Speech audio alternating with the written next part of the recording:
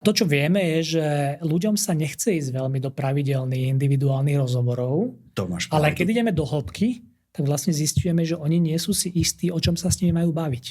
pri tých individuálnych rozhovoroch. Čiže predpoklad k tomu, aby to malo zmysel, aby sa nerobili len rozhovory pre rozhovory alebo porady pre porady, predpokladám k tomu je mať ujasnené ciele a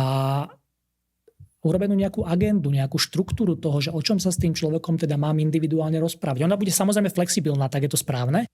ale mal by mať ten manažer, líder nejaké oporné body, o ktorých sa s tými ľuďmi baviť. A ukazuje sa nám, že pokiaľ sa to zavedie takto, že tí ľudia si naozaj ujasnia, o čom sa s tými svojimi členmi tímu budú v akej frekvencii rozprávať, tak veľmi veľa vecí potom sa začne zrazu aplikovať do praxe,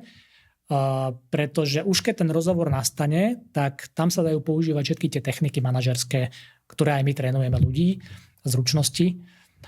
ako je coaching, ako je poskytovanie spätnej väzby, získavanie si spätnej väzby, motivácia, práca s energiou toho človeka,